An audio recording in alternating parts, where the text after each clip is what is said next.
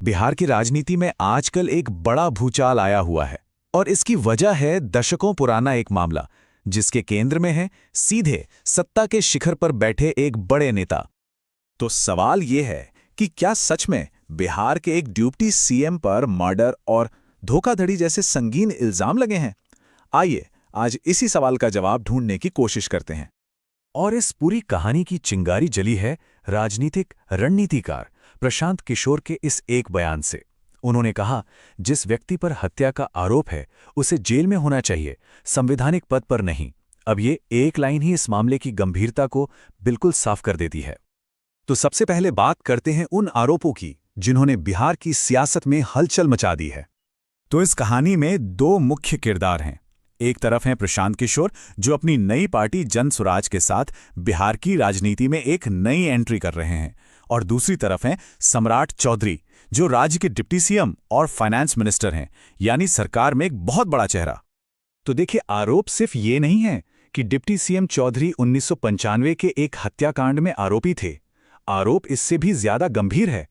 दावा यह है कि उन्होंने धोखाधड़ी करके, मतलब कानून को चकमा देकर, उस केस के ट्रायल से खुद को बचा लिया। अब प्रशांत किशोर ने जो धोखाधड़ी का आरोप लगाया है, उसका आधार क्या है? चलिए उन कागजातों को देखते हैं जो इस पूरे मामले के केंद्र में हैं। इस पूरी कहानी को समझने के लिए जरा इस टाइमलाइन पर गौर कीजिए। बात शुरू होती है 1995 से। तारापुर में एक नरसंहार होता है जिसमें सम्राट चौधरी का नाम आता है।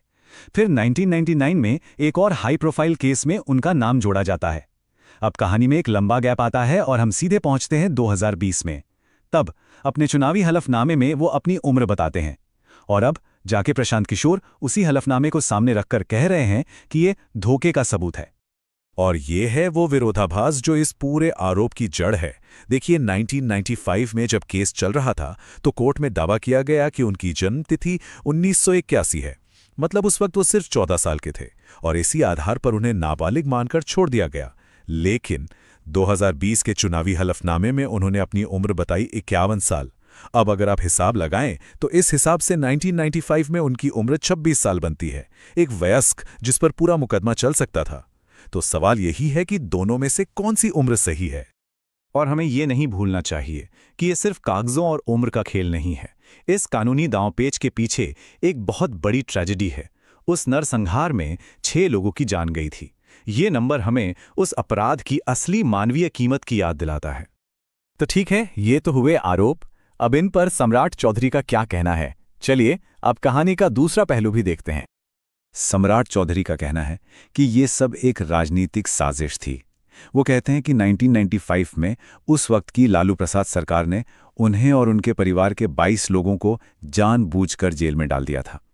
वो ये भी याद दिलाते हैं कि तब नीतीश कुमार ने उनके लिए 7 किलोमीटर तक पैदल मार्च किया था। और आरोपों का जवाब देने के साथ साथ चौधरी ने सीधे सीधे प्रशांत किशोर पर ही हमला बोला है। उन्होंने किशोर को एक नौसिखिया नेता और खोजी पत्रकार कहकर उनके दावों को खारिज करने की कोशिश की है, ये कहते हुए कि वो कोई नई बात नहीं कर रहे हैं। और जब उनसे शिल्पी गौतम हत्याकांड के बारे में पूछा गया तो चौधरी ने उस मामले से खुद को पूरी तरह अलग करते हुए कहा कि राकेश कोई आइसक्रीम बेचने वाला था, मतलब वो इसे कोई तवज्जो ही नहीं दे रहे हैं। तो क्या ये सिर्फ दो लोगों के बीच की निजी लड़ाई है या इसके पीछे बिहार की बड़ी राजनीति काम कर रही है? चलिए अब इस पूरे मामले के पॉलिटिकल एंगल को समझते हैं।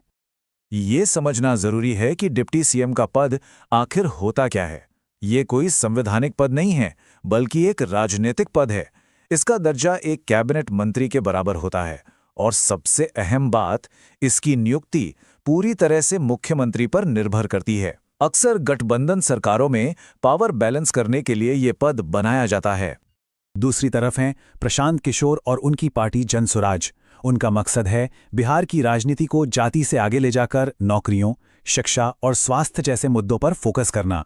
ये जानना भी जरूरी है कि आखिर वो कौन सी पॉलिटिकल स्पेस है जिसे वो टारगेट कर रहे हैं। तो इन सब आरोपों, जवाबों और राजनीतिक दांवपेच के बाद हम एक बड़े सवाल पर आते हैं। ये पूरा मामला बिहार की सियासत में जवाबदेही यानी अकाउंटेबिलिटी को लेकर क्या सवाल खड़ा करता है? और बात सिर्फ प्रेस कॉन्फ्रेंस और बयानों तक नहीं रुकी है। प्रशांत किशोर की पार्टी जन स्वराज ने अब औपचारिक तौर पर चौधरी को बर्खास्त करने और उनकी गिरफ्तारी की मांग की है। और इसके लिए उन्होंने सीधा प्रधानमंत्री को एक शिकायती पत्र भेजा है। मतलब मामले को अब नेशनल लेवल पर ले जाया गया है। और यहीं पर यह कहानी हमें एक बड़े सवाल के साथ छोड़ जाती है। बिहार की इस राजनीतिक लड़ाई में आखिर किसका पलड़ा भारी होगा? अतीत के इन गंभीर आरोपों का या फिर वर्तमान की सत्ता और उसकी ताकत का? इस सवाल का जवाब ही शायद बिहार की राजनीति का भविष्य तय करेगा।